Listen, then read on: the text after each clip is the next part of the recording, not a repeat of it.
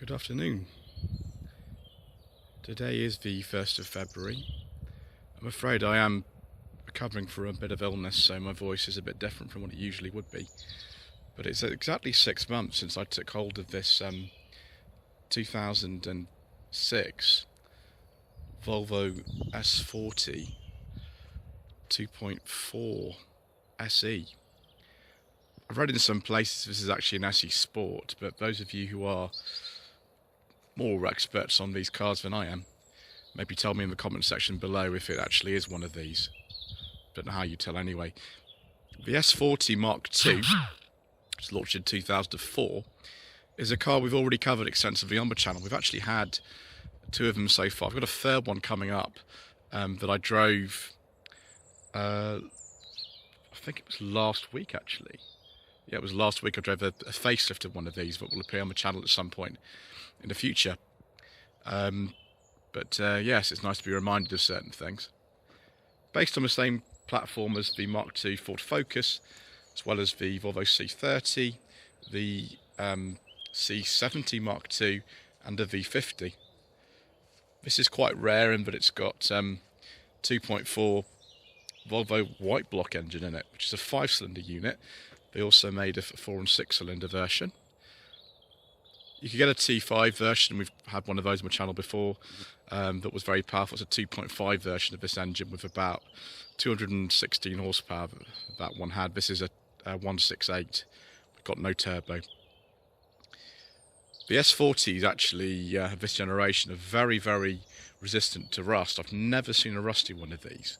C30s not so much, they're more based on the sort of vanilla Focus platform, which the Mazda 3 Mark I also shared, and those cars aren't necessarily that rust resistant actually, and the C30 is no exception. The C70 and the V50 and the S40 actually both, all three of them have this longer version of the platform that was more intensely developed by Volvo, and so they don't have the same problems in that way. Look at the boot, it's about 400 litres. The rear window is nice and large for a car like this. I've seen saloons with much smaller rear windows. The struts have been replaced in this car, so the way that it opens is not quite the way that it should be. It's just been washed, so it's got some bits of sort of, I don't know, dampness still in there. It's big enough actually. It's the same size as the one in my old Volvo 45 V6. Could be slightly smaller, but the access is quite bad. It's not like a Renault Megane coupe. That's another level. Yeah, it's okay. I've got this interesting boot divider thing. I've never personally used that, but there it is. The sparrows under there, they've actually got one, which is good. And actually, yeah, you can get a fair bit in there. If you really wanted more luggage space, you could actually go for the V50, that was the estate version. When the S40 and V40 Mark I were discontinued in 2004, they separated the two models out for reasons I don't really understand, but, you know, Volvo have done many things over the years, but I don't really understand. So it's actually in really good condition, this car. I've decided to not remove these window tints that the previous owner had. He was also a member of the Volvo Owners Club, and he just got a newer Volvo. And just leave them because they're so well done, and over the summer they do kind of help. The rear space is not massive, really. You could get these with little booster seats integrated for children, which I have seen. The T5 that I drove last November had those. This one doesn't have them. The interior is not actually beige. It looks beige on camera, but it's actually more an olive colour, which is not so good for me, but there we go. Has got the mat pockets at the back. Also got some nice sort of cup holders and an area there for putting things in. I'm not quite sure where, but the rear seats do fold in this if you really need that, but I've never folded them myself. We go inside. The C30, the C70 Mark II, the V50 and the S40 Mark II, they all pretty much share the same interior. Dashboard is the same, steering wheel, things like that. Shut the door as well so I don't get hit by passing traffic.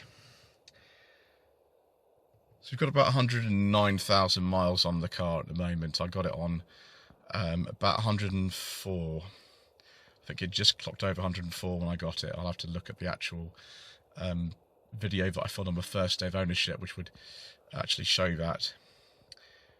Because this is the sort of more luxurious version of the car, we've got, you know, wood effect centre console, we've got wood on the doors, which is brilliant. This is the sort of thing I like. This lovely light coloured dashboard. There's not much really on the dash at all. It's a very plain looking dash. It's nice, soft touch. Key goes in there. Unfortunately, the air conditioning in this car doesn't actually work. It needs a new aircon radiator, which is on the list to do at some point when I've actually got enough money to do that. The summer would be a good time to have that redone. Also, the CD player doesn't work, although I use this thing. I really should upgrade this at some point. It's another thing I need to do, is to get a better solution than this, which is frankly terrible for making conversation in the car with someone. Glove box is huge in this car. It's absolutely massive. So it goes all the way back there. Door bins, though, rubbish. Absolutely, utterly rubbish. You can fit a standard size smartphone in there and really nothing more, which is terrible. Because this is a pre-facelift car, facelift occurred in 2007, we got a different centre console from those, and it's quite easy to find cup holders for the facelift ones, but for the pre-facelift ones, it's really hard. I've asked Lee at LSB Car Sales, where I've filmed 2 other S40s, if we get a pre-facelift sort of cup insert for this, to keep hold of it for me, because I really would like that to be quite useful. Got more storage in there, which is good. Handbrake, you don't need to use it if it's an automatic. If you don't want to, obviously for the MOT you need to have a working handbrake. I'm using it at the moment because I'm on a little bit of a hill. I don't want to roll backwards. Got the cruise control on this one and the volume control for the stereo. No automatic lights or wipers, although really weirdly in this car, and I think it's a Volvo thing, you can pretty much keep that light switch in zero the vast majority of the time. The reason why is because both the dipped headlights and the rear lights come on all the time, whatever you're doing. And I have had to replace the dip headlamp bulbs on this because obviously they're on constantly.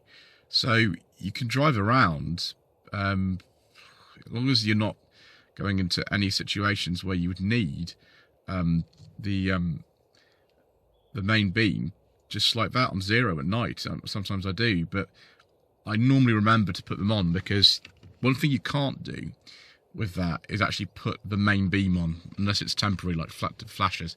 You can't put the main beam on when it's on zero, so it's best to actually put that on at night. The infotainment system is not particularly exciting, really.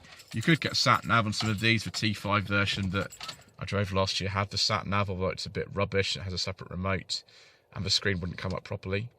Just make sure we haven't got anything coming.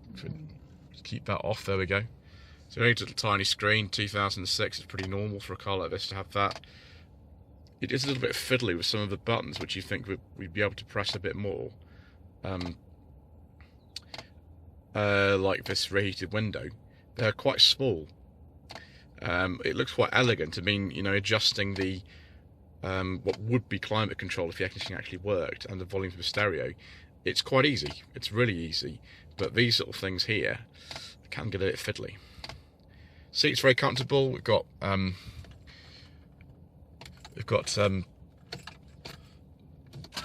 electric heated seats in this car, which is superb. I can't believe actually that you can pick up at S40s very, very often for less than £1,000. It's not too difficult to do that. I paid a little bit more than that for this car because it's in such lovely condition. It's got all the service history with it. Cam belt's been done and all this sort of thing. So yeah, that's really all there is to say. We just need to have a look at the engine, and then that's pretty much it. It's a very comfortable car for doing long journeys. The steering's a little bit on the light side. One thing I would say, it's not as enthralling to drive as something like even like a 2-litre Focus, because there's a steering, and I don't like that very much. I think the steering is something very important in a car, and they, I think, actually doled out the sensation because this car was aimed at the American market, like so many Volvos were in the 2000s, and the Americans apparently don't want steering feel, which I think is stupid. I'm sure they do, but that's what the decision that they made, and it's a silly one in my opinion, but never mind. So there we go, 2.4 5-cylinder white block, 168 horsepower.